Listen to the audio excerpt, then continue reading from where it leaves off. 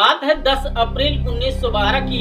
RMS Titanic दुनिया का सबसे बड़ा और सबसे लग्जरियस जहाज अपने जमाने का अपने पहले सफर पर निकलता है। जहाज साउथहैम्पटन से इंग्लैंड से न्यूयॉर्क जा रहा है और इसके अंदर तरह तरह के लोग बैठे हैं। बड़े बड़े उद्योगपति और एक्टर से लेकर एमिग्रेट तक जो अमेरिका जा रहे हैं एक बेहतर जिंदगी की तलाश में इस जहाज की कमांड संभाले हैं 62 साल के senior captain Edward John Smith. Passengers में, पब्लिक में और मीडिया में बहुत एक्साइटमेंट है इस टाइटैनिक को लेकर। आखिर न सिर्फ ये दुनिया की सबसे बड़ी शिप है 269 मीटर लेंथ में और 50 मीटर से भी ज्यादा ऊंची, बल्कि इसमें जो लग्जरी इस्तेमाल करी गई है इसे बनाने के लिए वो दिल दहला देने वाली है।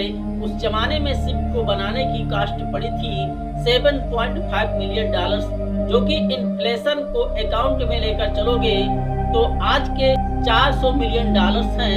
शिप के अंदर की फैसिलिटीज और डेकोरेशन किसी 5 स्टार होटल को भी पीछे छोड़ देगी। स्टेन ग्लास की खिड़कियां, ऑर्नेट वुड पैनलिंग, 2 बड़े बड़े ग्रांड स्टेयरकेस, एक heated swimming pool, circuit bath, electric bath, एक जिम, एक sports court, 4 restaurant, 2 barber shop, एक लाइब्रेरी भी थी। और तो और जिस तरह से सेफ्टी फीचर्स का इस्तेमाल किया गया था टाइटैनिक को बनाने में, इस जहाज को अनसिंकेबल माना जाता था। ये एक ऐसी शिप है जो कभी डूब नहीं सकती क्योंकि इतनी सेफ है। ये व्हाइट स्टार लाइन उस कंपनी का नाम था जिसने इस टाइटैनिक जहाज को बनाया था।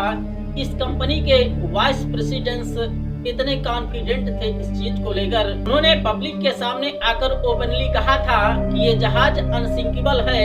लेकिन अपने पहले सफर पर रवाना होने के सिर्फ 2 दिन बाद 12 अप्रैल 1912 को टाइटैनिक को अपनी पहली आइस वार्निंग से मिलने लग जाती है। यानी जिस अटलांटिक ओशन पर तैरकर ये टाइटैनिक अमेरिका की ओर बढ़ रहा था वहाँ पर आइस मौजूद है, बड़े बड़े बर्फ के पहाड़ मौजूद हैं। आइसबर्ग जो खतरा है इस जहाज के लिए, ये वार्निंग्स इतनी अनयूजुअल चीज नहीं है। समुद्र से गुजरने वाला जहाज अक्सर अपने आसपास वाले जहाजों को रेडियो के थ्रू कम्युनिकेट करके बताते रहते हैं कि समुद्र के इस वाले एरिया में बहुत ज्यादा बर्फ है, ध्यान से आगे बढ़ना। इस वार्निंग्स को रिसीव करने के बाद टाइटैनिक अपने कोर्स को 2 बार बदलती है डेंजर्स को अवॉइड करने के लिए, लेकिन अपने स्पीड को कम नहीं करती। 21.5 नॉट्स जो कि 40 किलोमीटर पर आवर्स के बराबर होती है, इतनी ही तेजी से ये जहाज आगे बढ़ता रहता है अपने लक्ष्य की ओर। 2 दिन बाद 14 अप्रैल 1912 7 और आइस वार्निंग्स दी जाती हैं, लेकिन कैप्टन स्मिथ और उनके क्रू इन वार्निंग्स को इग्नोर कर देते हैं। टाइटैनिक की रफ्तार कम नहीं करते, धीरे धीरे सूरज ढल जाता है और रात हो जाती है। तापमान नीचे गिरने लगता है। 14 अप्रैल की रात के बारे में खास बात यह है कि चांद बाहर नहीं आया था, बिना मून के कोई मून लाइट नहीं थी, विजिबिलिटी बहुत कम थी इस रात को। जहाज के ऊपर एक क्रूज नेस्ट होता है, एक छोटा सा प्लेटफॉर्म जो काफी हाइट पर होता है, लुक आउट पॉइंट कह सकते हो। यहाँ पर किसी को बिठा कर रखा जाता है हमेशा, ताकि सामने जहाज के क्या आ रहा है वो नजर रखते हैं। कहीं कोई ट्रैफिक तो नहीं है, कहीं कोई ऑब्स्ट्रक्शन तो नहीं आ रही है। तो जो बंदा इस जहाज पर बैठा था उसे बड़ी ही ठंड का सामना करना पड़ता है।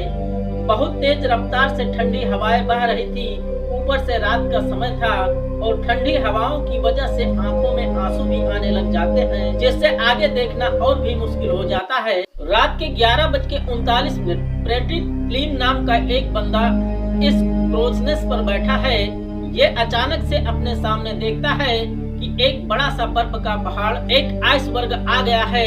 जल्दी से 3 बार घंटी को बजाता है ताकि नीचे बैठे वो लोग सुन सके। फिर फोन उठाकर कॉल करता है और ऑफिसर्स को ब्रिज पर चिल्लाकर कहता है, सामने हमारे एक आइसबर्ग है, जल्दी से जहाज को मोड़ो।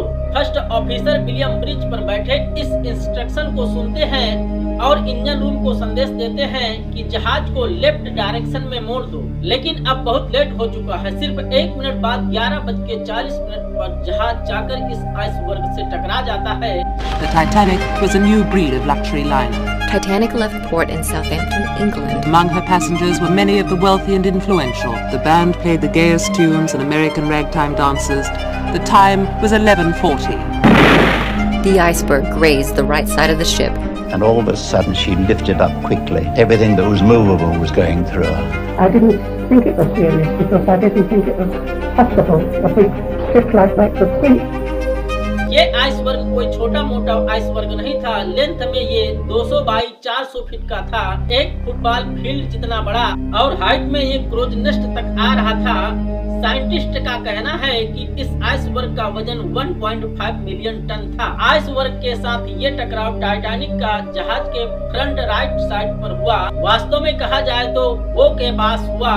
अब वो कौन सा हिस्सा होता है जहाज का, इस फोटो में आप देख सकते हैं। ये सामने का ये वाला जो एरिया होता है, ओ के ऊपर का जो एरिया होता है उसे स्टर्न कहते हैं, और उसके नीचे जो बाहर निकला हुआ पार्ट होता है इसे कील कहते हैं।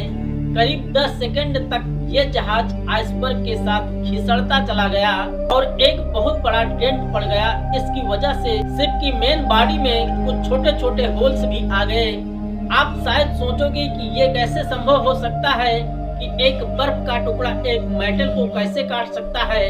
अपने फ्रिज में रखी बर्फ का इस्तेमाल करोगे तो हाँ, उससे मेटल नहीं कटेगा, लेकिन ये ध्यान रखिए कि एक बर्फ का पहाड़, उसका खुद का वजन कितना होता है। अब कहने के लिए तो लकड़ी भी मेटल को नहीं काट सकती, लेकिन फिर भी आपकी मेटल से बनी कार जाके पेड़ से टकरा कर चकनाचूर हो सकती है। तो सिमिलरली क्योंकि इस आइसबर्ग का वजन इतना था, क्योंकि इतना बड़ा था, इसने इस टाइटैनिक जहाज को पूरी तरीके से चोट पहुंचाई। कोलिजन में कुछ ही सेकंड बाद कैप्टन स्मिथ और शिप के आर्किटेक्ट थॉमस एंड्रयूज तुरंत पहुंचे ये देखने के लिए कि इस जहाज को कितनी चोट पहुंची है। इस इम्पैक्ट की वजह से देखा तो उन्होंने रियलाइज किया कि यह जहाज तो डूब जाएगा। कंप्लीटली शॉक हो गए इस चीज को देखकर। इन्हें लगता था कि यह जहाज तो अनसिंकेबल है, कभी डूब ही नहीं सकता। वीडियो के शुरू में मैंने बताया था इस जहाज को अनसिंकेबल माना जाता था क्योंकि इस जहाज के अंदर सेफ्टी फीचर्स कमाल के थे। 2 मेन सेफ्टी फीचर थे जिनकी वजह से इसे ऐसा माना जाता था। पहला, इस जहाज के अंदर एक डबल बॉटम हल था। हल जो होता है वो जहाज की मेन बॉडी को कहा जाता है। डबल बॉटम हल का मतलब है कि 2 लेयर्स लगी हैं यहाँ पर। अगर नीचे से एक लेयर टूट भी गई तो दूसरी लेयर बचा लेगी। और दूसरा, जो पूरी शिप की मेन बॉडी है, जो हल है, उसे 16 अलग अलग वाटर टाइट कंपार्टमेंट्स में डिवाइड किया गया है। 16 में से 4 कंपार्टमेंट भी अगर पानी से भर गए तो भी जहाज तैरता रहेगा, जहाज को कोई फर्क नहीं पड़ेगा। लेकिन आइसबर्ग से जो ये इम्पैक्ट हुआ, ये एक्चुअली शिप को साइड में हुआ। वो जो डबल बॉटम हल था वो किसी काम का नहीं रहा। साइड में तो सिंगल लेयर्स ही लगी थी। और दूसरा, ये इम्पैक्ट इतना ज्यादा बड़ा था कि 16 में से 6 water tank compartment already freeze हो चुके थे, उनमें पानी भर चुका था। लिमिट 4 तक थी 6 कंपार्टमेंट का पानी में भर जाने का। मतलब इस जहाज को अब डूबने से कोई नहीं बचा सकता। दोस्तों, आज के वीडियो में बस इतना ही। शिप की आगे की कहानी जानने के लिए मिलते हैं नेक्स्ट वीडियो में। धन्यवाद।